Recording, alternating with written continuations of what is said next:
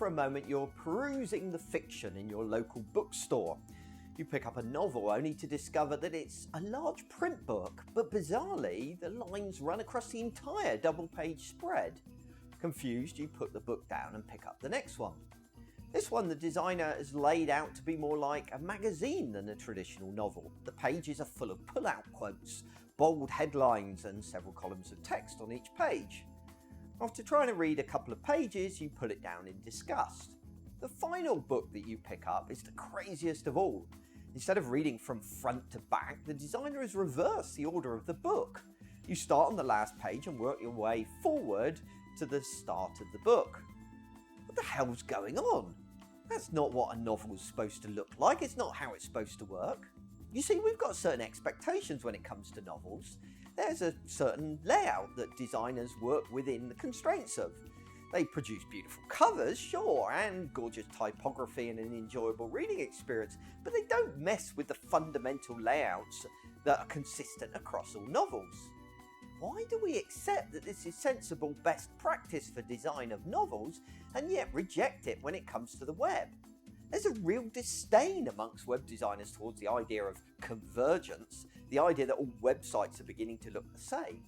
Recently, I saw the following tweet, which had this image attached to it. The tweet read, "Which one of the two possible websites are you currently designing?" Dripping with sarcasm, it implied that modern web design had been reduced to two possibilities. Now, I don't believe that's the case, but even if it was, would that be such a bad thing for the user experience? Would it be bad design? The longer an object is around, I believe, the more its design becomes standardized. Take, for example, the automobile or the bicycle. When these things were first invented, their designs varied massively, but over time they began to converge. They converged on an optimal design, but also one that the majority of people were comfortable with, were familiar with. Now the same is true for websites. As our industry matures, so do our design patterns. We've discovered that some things work better than others, and so our designs have converged on those things. Users also come to expect certain things from the layout of a website. They have come to expect the position of the logo and the search box to be roughly the same. They've made assumptions about how navigation will work and where it will be on the page. Surely then, convergence is a good thing. It shows a maturing of our understanding and it creates a better user experience. The user is no longer required to relearn the interface of every website they visit. But what about innovation, I hear you cry? How are interfaces of websites ever going to move forward? How are they ever going to get better if nobody tries anything new? Now, that's a fair question, and I'm not suggesting we should never innovate, that we should never challenge the design. But what I am challenging is the assumption that convergence is lazy design, that the same old layout is a sign that the designer is taking shortcuts or just doesn't care. That he or she is in some way a bad designer because you stick with conventions.